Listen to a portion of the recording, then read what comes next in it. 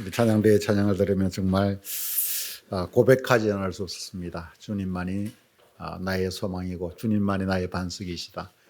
주님 이외에 우리의 삶의 길이 없다라고 하는 찬양을 다시 한 번 더 우리에게 함께 고백하게 하는 그런 귀한 찬양 감사를 드립니다.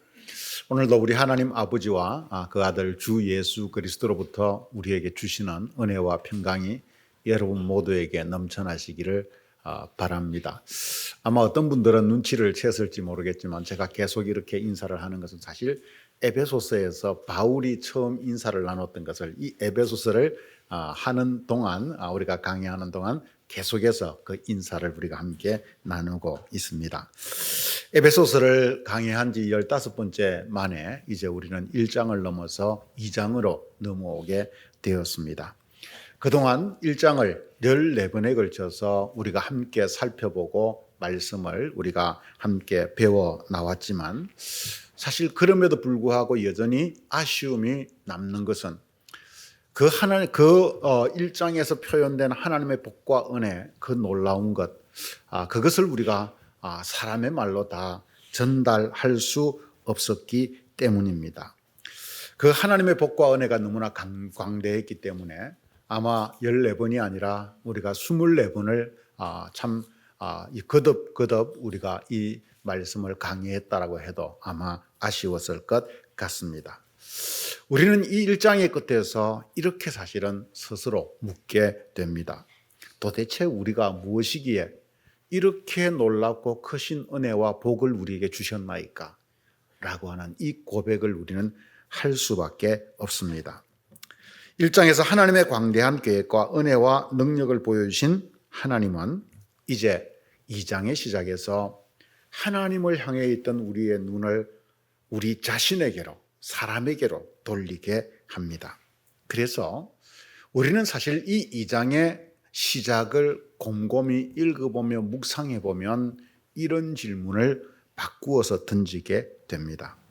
그러면 우리가 과연 이 놀라운 복과 은혜를 받을 자격이 있는 사람들이었던가? 라고 하는 이 질문을 우리는 바꾸어서 던지게 되는 것이지요.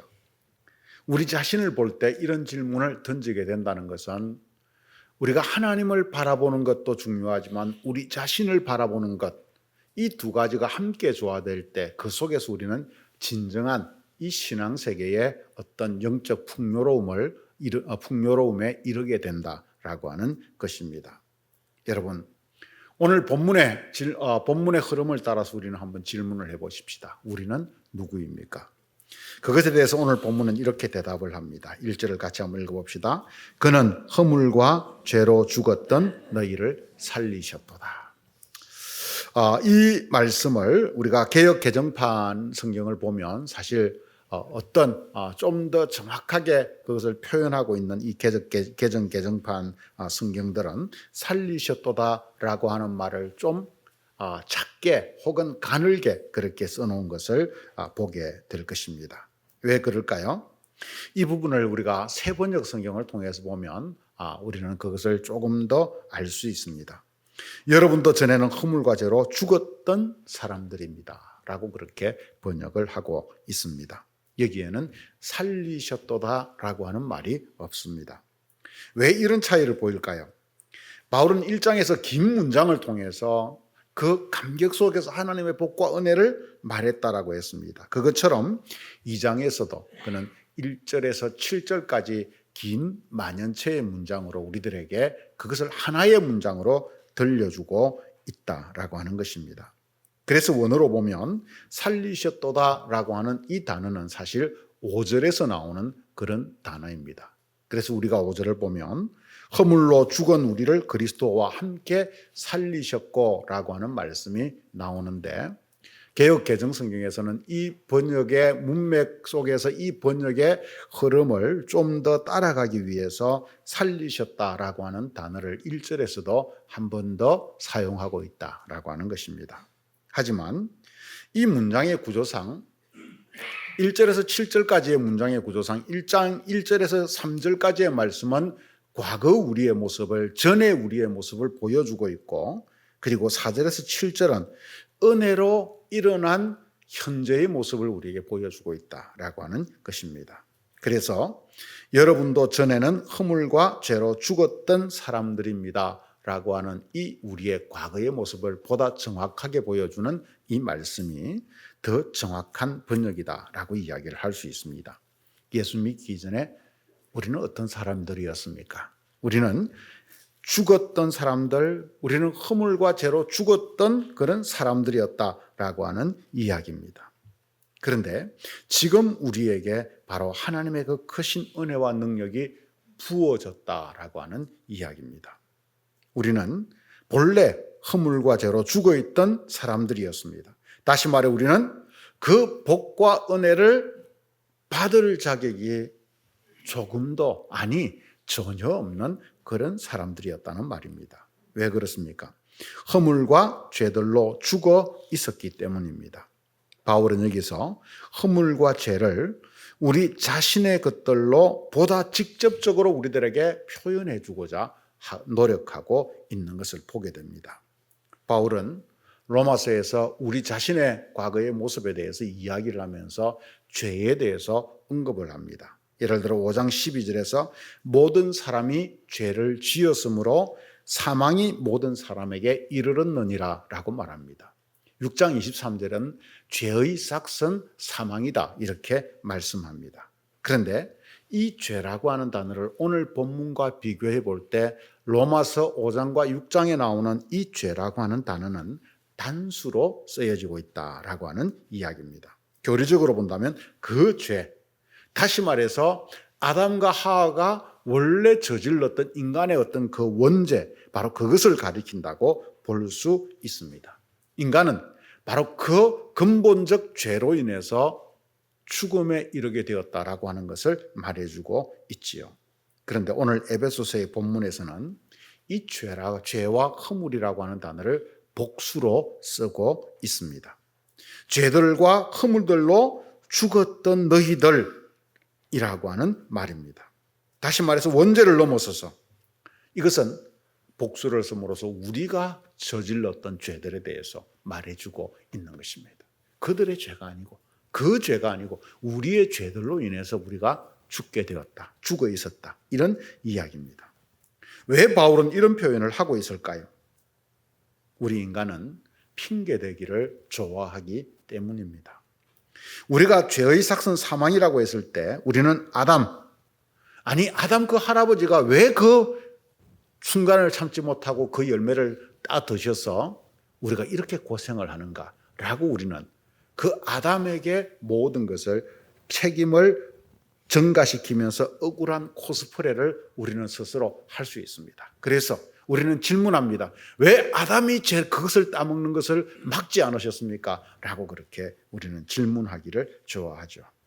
하지만 이 핑계와 전가가 바로 죄의 본성이라고 하는 것을 우리는 기억해야 합니다.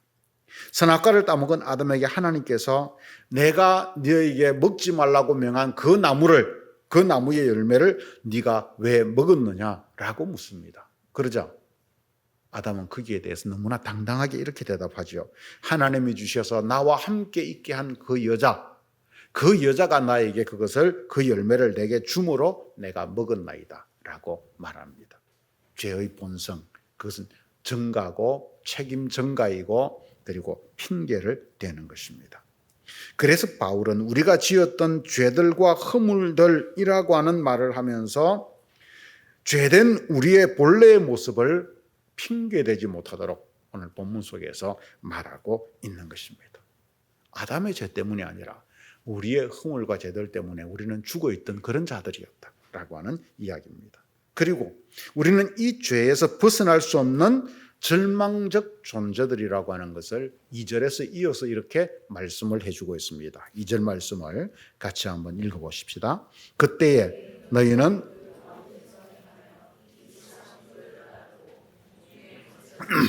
따랐으니 곧 지금 불순종의 아들들 가운데서 역사하시는 영이라.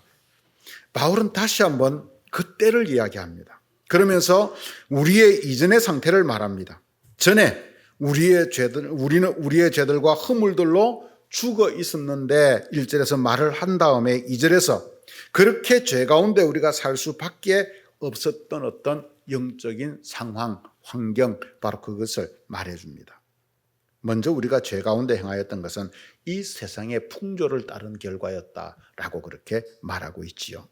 여기서 풍조라고 번역한 단어 아이오는 원래 시간적으로 한 기간을 가리키는 시대 혹은 세대라고 하는, 영어로 하면 age라고 하는 그런 말이지요. 그래서 이 말을 직역하면 이 세상의 시대 혹은 이 세상의 세대, 그런 뜻이 됩니다. 이 말은 그래서 세상의 풍조 혹은 그 시대의 흐름과 그것을 지배하는 정신, 바로 그것을 뜻한다고도 볼 수 있습니다.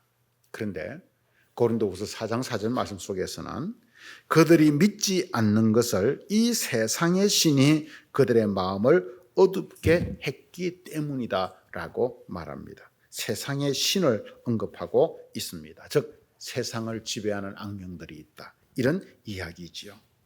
사실 헬라 종교에서 이 아이온이라고 하는, 이 세대라고 하는 이 단어 자체도 사실 영원한 시간의 신의 이름으로 나오는 그런 신적인 존재의 이름이기도 합니다.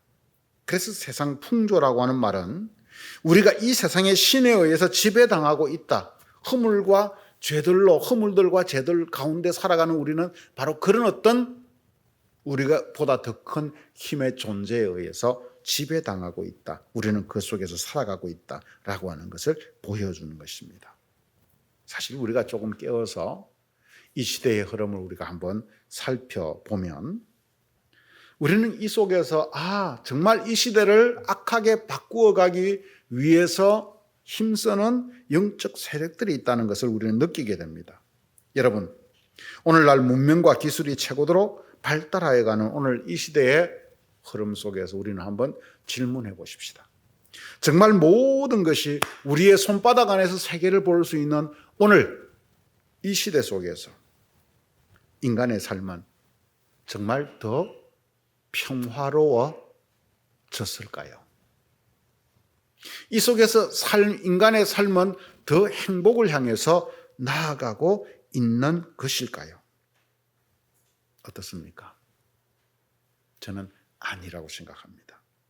오히려 온갖 거짓들로 갈등이 더 부추겨지고 있는 그러한 모습을 우리에게 보여주고 있습니다. 오늘 이 시대에 발달한 그 첨단 문명을 통해서, 정보의 체계를 통해서, SNS를 통해서 거짓이 진짜로 둔갑하여서 사람들을 현혹시키고 있는 바로 그런 시대를 우리는 살아가고 있습니다.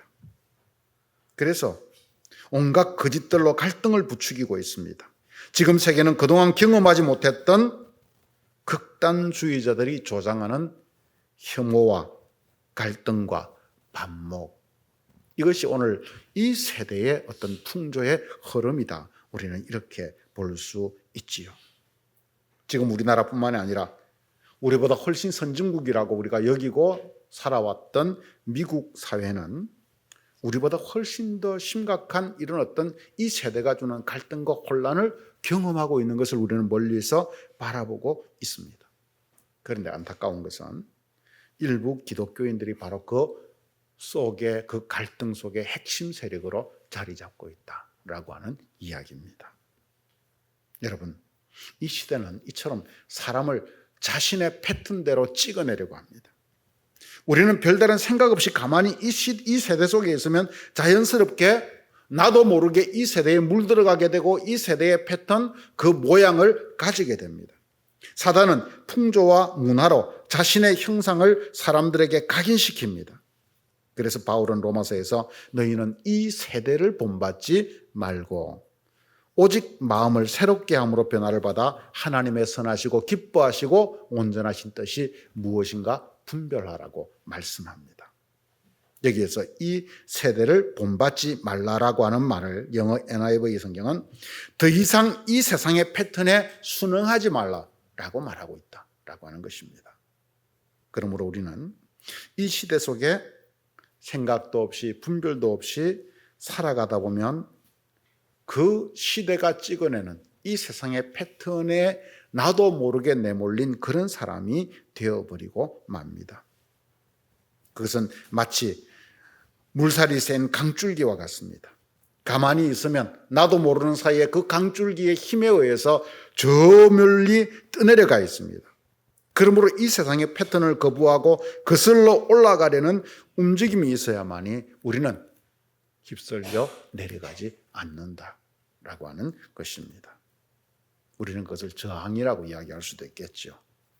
그러면 우리는 이 세상의 패턴을 어떻게 구분할 수 있을까요? 우리는 그 열매를 보면 압니다. 성령의 열매는 분명합니다. 아무리 논리가 그럴듯해 보여도 그것이 사랑과 평화와 기쁨과 그러한 성령의 열매들을 향해서 나아가는 것이 아니라고 한다면, 그런 열매들을 낳는 것이 아니라 누군가를 혐오하고 정죄하고 미워하는 결과가 나온다면 그것은 세상의 악한 패턴이 만들어내는 바로 그런 물줄기다라고 하는 것을 우리는 분별해 내어야 합니다. 왜냐하면 하나님의 말씀이 우리에게 그것을 가르쳐 주고 있기 때문입니다. 우리는 오늘날 극단적 사람들이 펼치는 온갖 가짜 뉴스에 노출되어 있습니다. 음모론 속에 사람들이 빠져 있습니다. 하지만 그 열매가 주님이 우리에게 궁극적으로 주고자 하는, 성령께서 우리에게 주고자 하는 그런 성령의 열매, 사랑과 평화와 생명이 아니라고 한다면 우리는 그것을 분별해 내어야 합니다. 그래서 이 세상을 살아가면서 우리는 신앙인으로서 영적으로 깨어 있어야 되는 것입니다. 이어지는 말씀은 이 세상 풍조를 따르고 공중 권세 잡은 자를 따라서니 곧 지금 불순종의 아들들 가운데 역사하는 영이라고 우리들에게 계속해서 말씀하면서 이것에 대한 경각심을 일깨워주고 있습니다. 세상 풍조 뒤에는 무엇이 있습니까? 공중 권세 잡은 자들이 있다라고 그렇게 말합니다. 그것을 불순종의 영이라고 말합니다. 여기서 공중 권세 잡은 자는 원문 속에서 공중 영역의 지배자를 뜻합니다. 당시 유대적 세계관은 하늘과 땅이 있는데 이 하늘은, 이 공중 또는 하늘은 천사나 악한 영들이 운행을 하면서 그곳을 지배하는 그런 곳이었다라고 생각을 했습니다. 그래서 바울은 이 공중의 영향력을 행사하는 다양한 영적 존재들에 대해서 여러 곳에서 언급하고 있는 것을 우리는 보게 되지요. 오늘 본문 2장 2절에서 바울은 그러한 여러 영적 세력들의 영역인 공중 지배하는 자로서의 최고권자 곧 사탄이 있다, 마귀가 있다라고 하는 것을 우리들에게 일깨워주고 있습니다. 세상에 패턴이 있는데 이 세상의 패턴 뒤에는 공중 권세 잡은 자, 곧 악한 마귀가 있다라고 하는 이야기입니다. 그래서 우리가 과거의 죄와 허물들 가운데 있을 때 그 과거에 우리의 죄와 허물들만에 있는 것이 아니라 그 뒤에는 거대한 공중 권세 잡은 자가 있어서 우리 스스로 그것을 넘어설 수 없는 그런 상황이었다. 이걸 보여주는 것이지요. 당시 사람들의 세계관 속에서는 악한 영들의 힘, 아니 영적인 존재의 힘을 인간은 이길 수 없다라고 사람들은 여겼습니다. 그래서 예수께서 귀신을 꾸짖고 쫓아내는 것을 보고 놀랐습니다. 우리가 허물과 죄 가운데 살았고 그것은 세상의 풍조에 따른 결과인데 그 세상 풍조 뒤에는 공중 권세 잡은 자가 있었다라고 하는 것입니다. 그러니 인간은 이중 삼중, 우리 자신만이 아니라 이중 삼중의 어떤 이 절망 속에 갇혀 있었다라고 하는 이야기입니다. 그래서 3절은 이런 우리가 더구나 육체의 욕심을 따라서 살아가다 보니, 이기적 마음으로 살아가다 보니 본질상 진노의 자녀였다라고 우리의 과거를 정리해주고 있습니다. 전에 우리는 어떤 사람들이었습니까? 절망과 죽음, 진노의 자녀였습니다. 그런데 복음은 바로 그런 우리들에게 부어졌습니다. 그 놀라운 하나님의 복과 은혜가, 그 거대한 하나님의 복과 은혜가 이런 진노의 자녀인 우리를 살리고 하늘의 신령한 복과 은혜를 누리는 새로운 존재로 우리를 만들었다라고 하는 이야기입니다. 바로 이것을 오늘 2장은 우리들에게 보여주기를 원하는 것입니다. 우리는 이 은혜를 깊이 알아야 하는 것입니다. 여러분, 1장에서 하늘에 속한 놀라운 복과 은혜, 하나님의 능력이 우리에게 부어졌다는 은혜로운 말씀 다음에 왜 바울은 연이어서 2장의 그 시작에서 허물과 죄로 죽었던 우리, 공중 권세 잡은 자에 의해서 억눌려 있던 우리, 바로 그 절망적인 우리들의 모습을 보여주고 있을까요? 우리는 도무지 이 은혜와 하나님의 그 능력, 복을 받을 수 없는 존재였다라고 하는 것을 일깨워 주는 것입니다. 그래서 우리의 절망적 죄성에 비추어 하나님의 놀라운 사랑과 은혜와 능력을 보니, 그 복을 보니 얼마나 놀라운 것인지, 우리가 도저히 꿈꿀 수 없는 어떤 그런 세계였다라고 하는 것. 우리가 잘해서 그것을 받은 것이 아니라 그것은 오직 우리들에게 은혜로 부어진 정말 놀라움, 그 자체로밖에 설명할 수 없다는 것을 우리들에게 일깨워 주는 것입니다. 이것을 예수님은 많이 사함을 받은 사람이 더 많이 사랑한다고 말씀하셨고, 바울은 죄가 많은 곳에 은혜가 많다라고 말하는 말씀으로 이 진리를 깨우쳐 주셨습니다. 이 말씀들은 우리를 참된 신앙으로 이끄는 진리의 길을 보여줍니다. 참된 신앙은 하나님의 놀라운 은혜를 아는 것만으로 완성되지 않습니다. 참된 신앙은 우리 자신의 모습을 볼 때 비로소 거기에서 완성됩니다. 우리 자신의 절망적 모습과 하나님의 놀라움, 이 두 가지가 합쳐져서 우리에게 새로운 세계가 열리는 겁니다. 이걸 깨닫는 것이 바로 우리 신앙의 세계인 것이지요. 그래서 우리는 우리 자신의 죄성, 바로 자기 절망을 볼 수 있어야 하는 것입니다. 바울은 바로 이런 믿음을 가졌던 사람이지요. 그는 자기의 죄와 씨름하면서 로마서 7장에서 자기의 절망을 철저히 경험하며 이렇게 고백합니다. 내 속사람으로는 하나님의 법을 즐거워하되 내 지체 속에서 한 다른 법이 내 마음의 법과 싸워서 내 지체 속에 있는 죄의 법으로 나를 사로잡아 오는 것을 보는도다. 오호라, 나는 공고한 사람이로다. 이 사망의 몸에서 누가 나를 건져내려? 바울은 자기 속에 있는 이 죄성으로 인해서 몸부림치면서 자기 절망을 경험합니다.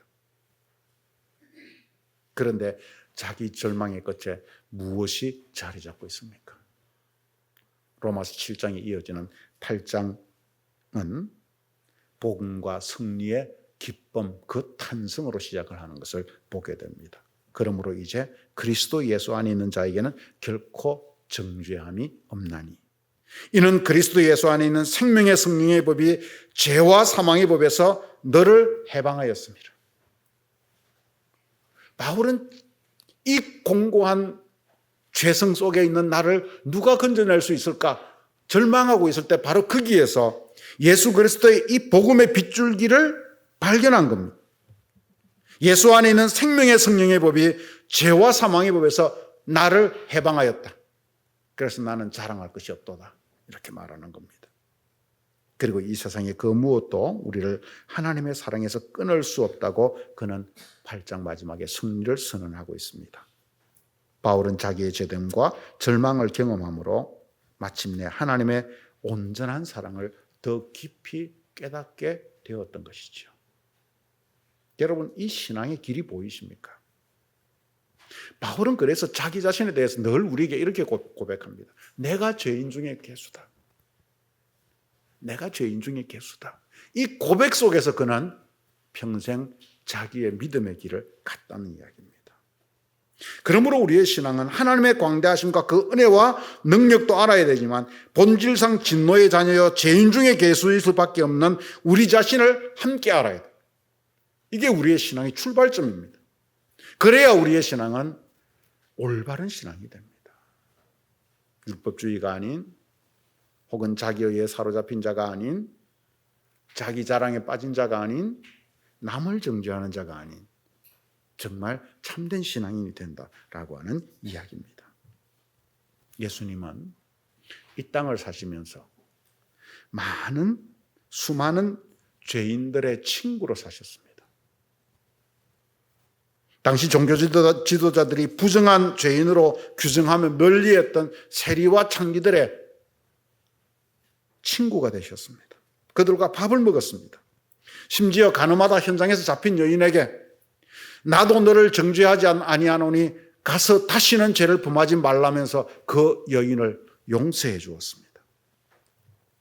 그런데 주님은 당시 하나님 말씀대로 선하게 산다고 자부했던 바리새인과 서기관들을 향해서 하나님에 대해서 최고의 열심을 가지고 있다고 생각했던 바로 그들을 향해서 나를 세우고 온갖 독설을 쏟아내셨습니다. 그들을 향해서 독사의 자식들아 이 회칠한 무덤 같으니 라고 말씀하셨습니다.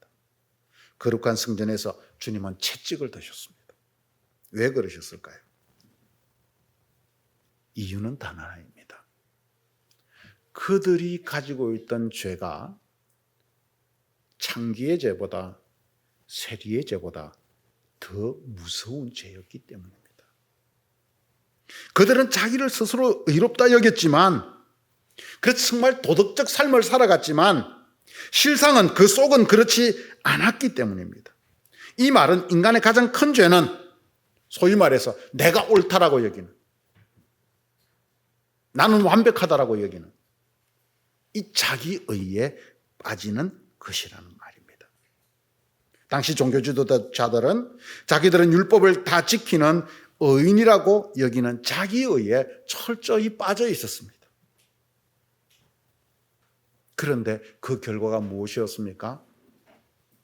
그들은 수많은 사람들을 향해서 나는 이것을 지키고 나는 의롭게 살아가는데 너는 왜 그렇지 못해? 그래서 너는 죄인이야 라고 하는 손가락질을 서슴지 않았습니다. 그들의 정죄는 그 사회를 수많은 죄인을 양산하는 그러한 구조로 만들 수밖에 없었습니다. 자기들 외에는 다 죄인이었습니다. 그런데 정작 주님은 그들이 정죄한 죄인들을 다 용서하며 함께했고 자기 의에 빠진 그들을 정죄했습니다. 왜요? 그들은 자기 의에 빠져서 예수님을 받아들일 수 없었기 때문입니다. 진리의 세계로 나올 수 없었기 때문입니다. 여러분, 왜 자기 의가 가장 나쁜 죄일까요? 창기의 죄보다, 간음하는 죄보다, 세상의 그 어떤 남의 등을 쳐먹는 죄보다 왜 자기 의가 가장 나쁜 죄일까요? 그것은 하나님께로 나아가는 길을 결국 막기 때문입니다. 다른 죄들은 내가 이래서 죄인입니다라고 깨닫게 하는데 자기 의는 그렇지 않아요. 자기를 더 공고화시키는 거예요. 그래서 나는 옳습니다. 당신은 틀렸습니다. 이렇게 말하는 겁니다. 스스로 의에 빠져서 그 의에 빠져 있으니 하나님이 필요할 수 있습니까? 필요 없습니다. 예수님 당시 예수님을 비방하며 배척했던 사람들은 바로 그 자기의, 나는 율법을 다 지켜서 나는 완벽해, 나는 하나님 앞에 제사를 드림으로써 온전해, 자기의에 빠져 있는 사람들이었습니다. 그래서 주님은 자기의에 빠진 그들을 향해서 정죄의 칼날을 빼들지 않을 수 없었던 것입니다. 왜? 그것은 사람을 죽음에 이르게 하는 병이었기 때문입니다. 그들은 자신도 남도 하나님께로 나아가는 길을 막고 있었기 때문입니다. 그래서 정말 우리는 하나님 앞에서 어떤 죄가 가장 큰 죄인가에 대해서 깨어 있어야 됩니다.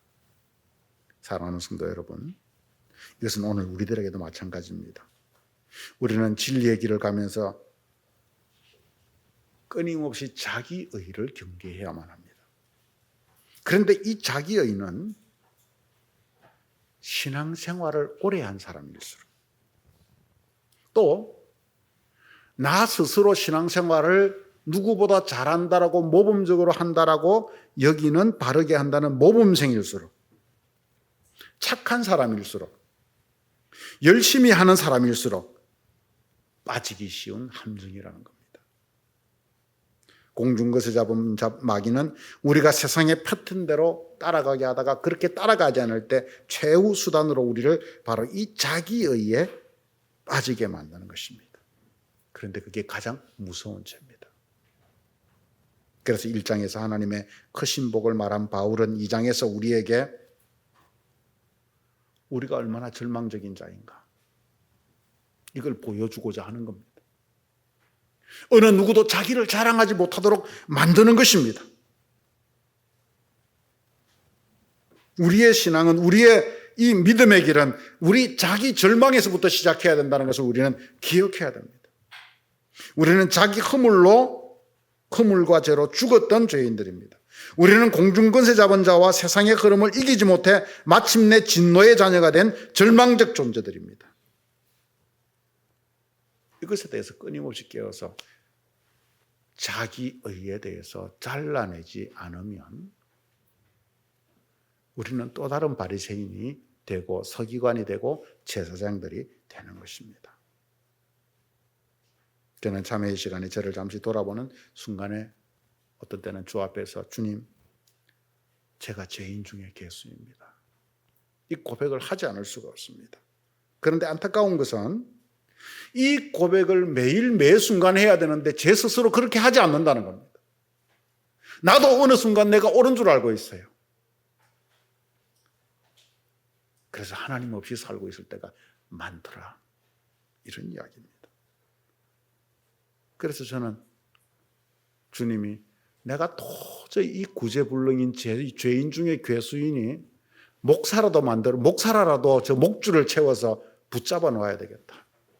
그래서 목사로 만드신 것 같습니다. 여러분, 자기의를 경계합시다.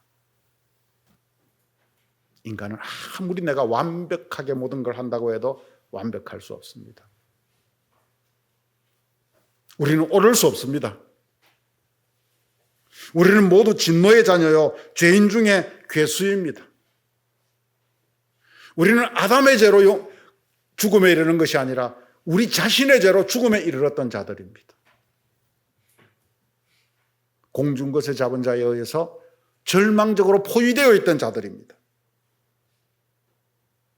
우리는 다 그렇게 절망적 존재들입니다. 그러므로 우리는 오직 하나님의 은혜와 사랑에 기대어 살아갈 수밖에 없습니다.